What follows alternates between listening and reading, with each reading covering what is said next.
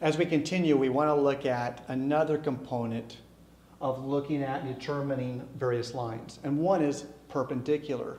So let's look at this puzzle pieces, or the puzzle pieces I have for this particular one. I want to find a line that passes to the point 3 and -5, but is perpendicular to this line. Not parallel, but perpendicular.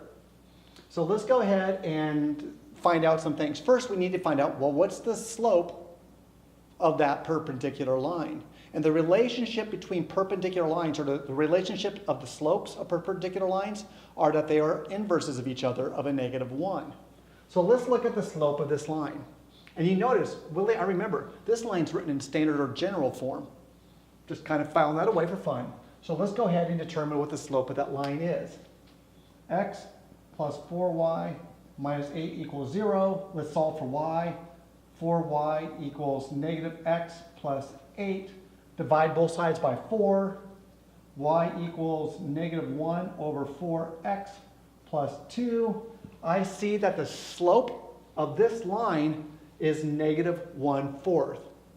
But, as I remembered earlier, or as I said earlier, the slope of a perpendicular, so what's the slope that's perpendicular to that? Well, I'm going to take -1/4 and find its inverse. It's negative inverse. And that's basically, I'm flipping those two numbers over and changing its sign. So the slope of a line that's perpendicular to -1/4 is a slope of 4. And now I have all the pieces of information that I need to finish solving this problem. Let's call this one our x1, our y1. So y minus y1, in this case -5, equals our slope, which is 4 times x minus my x1, which is a 3.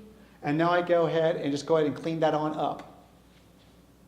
Y plus 5 equals 4x minus 12. Subtract 5 from both sides.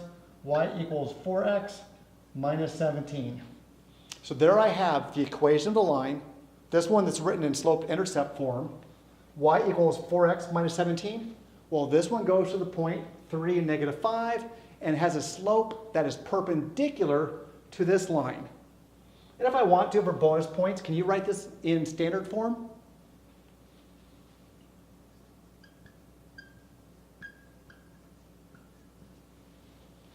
There you go.